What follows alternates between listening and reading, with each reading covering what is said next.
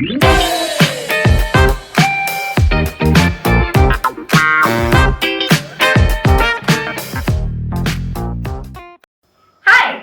We're going to let you in on a shortcut to self awareness today. You can tell whether someone is clear or confused by the words they use. And of course, when you learn to listen to yourself, you'll be able to tell if you're clear or confused by seeing if you're using those words. But before we come to what those words are, let's cover the theory. Now, you can have clarity at two levels, at a superficial intellectual level or at a deeply internalized level. To explain what we mean by that, let's take a look at clarity on two parameters. The first parameter is clarity on the pros of a decision or the benefits we'll get. This is the why of the decision. The second parameter is clarity on the cons of a decision, the prices we'll need to pay. This is what we need to do to get what we want. Now, if somebody has a low level of clarity on both these parameters, there is a word they use, and that word is I should. You hear people saying things like, I should exercise, or I should eat healthy, or I shouldn't lose my temper. If you hear somebody say something like, I should go to the gym this evening, you can guess that they don't have a deep level of clarity. Because if they were clear, they wouldn't say, I should go to the gym. They'd say, I'm going to the gym this evening. When they say, I should go, what they're really saying is, intellectually, I know it makes sense for me to go to the gym, but that clarity isn't so deep that I can be sure that I'll actually go to the gym.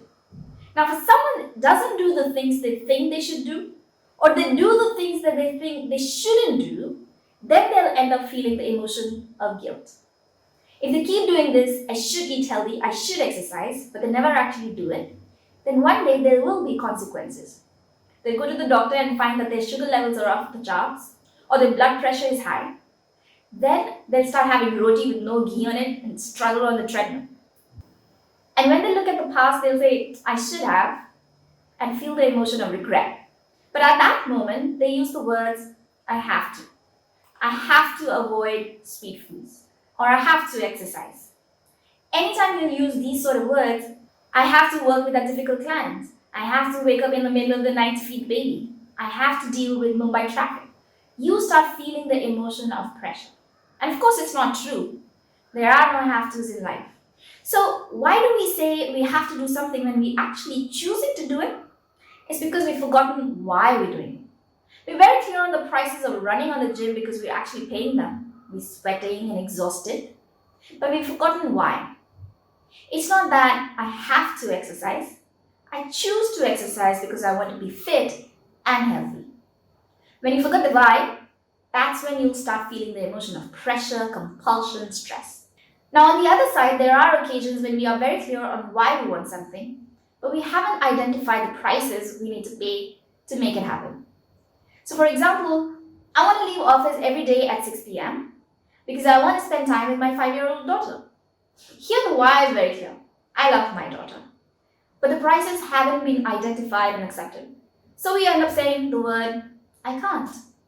I want to leave every day at 6 p.m., but I can't. Again, it's not true, because there are people who do leave at 6 p.m., but there are prices that need to be paid. You might need to ask your boss if it's possible not to have meetings that start after 4 p.m., and then he or she might think you're not prioritizing your work and give the promotion to someone else. It's a possible price. Or you might need to delegate to your team and they might make mistakes. That's a possible price. You might need to invest 2 days in a time management workshop, but you've got all those pending emails. So people end up saying things like, I can't say no, or I'm unable to stop myself from losing my temper. See, if you said, I can't fly, we wouldn't dispute that. But in many cases, people say I can't because it allows them to stay in their comfort zone and not pay the prices they need to get what they want in their life. These words tell you when you don't have clarity. I should or I'm supposed to, I must or I have to, I can't or I'm unable to or I couldn't. But when you're clear, you look at the pros and cons of making a choice. If the benefits are more than the prices, then you don't say, I should, I can't, I have to. You say, I will. If the prices of making a choice are more than the benefits, then you say, I won't. That's clarity. You end up saying, I want this, so this is what I'll do. I don't want this, so this is what I will not do. Now, why do we use words like I should, I have to, I can't? It's because we taught to as children. When my 2-year-old is about to stick her finger in the electricity socket, I don't give a lecture on the dangers of electricity to her. I just say, you can't touch this, for their safety. So growing up, we're programmed by rules from parents and society to keep us safe.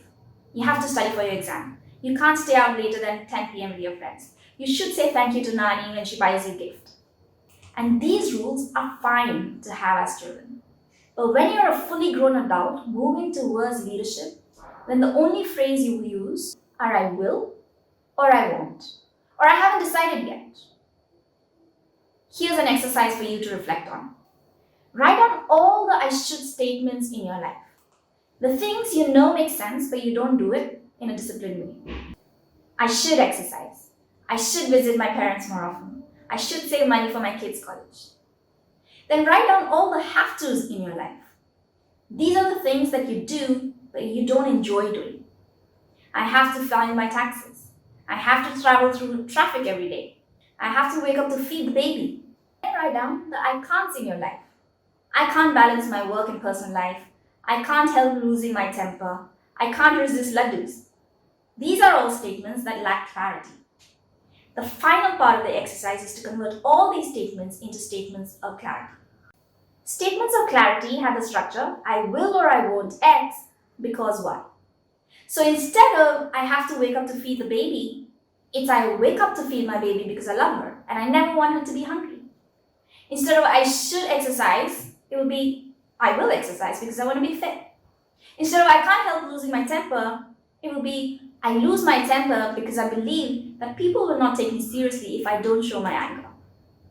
Instead of I can't resist laddus, it might be I'm going to eat laddus because I think it's important to enjoy life. And if I put on a little weight because of it, I'm okay with that. Start becoming conscious of the words you're using on a day-to-day basis. The words you use are your thoughts made visible. And as you become more conscious of your mindset, you will develop the ability to make more and more conscious choices. Are you living life from your childhood programming? Or are you living life from a place of adult clarity?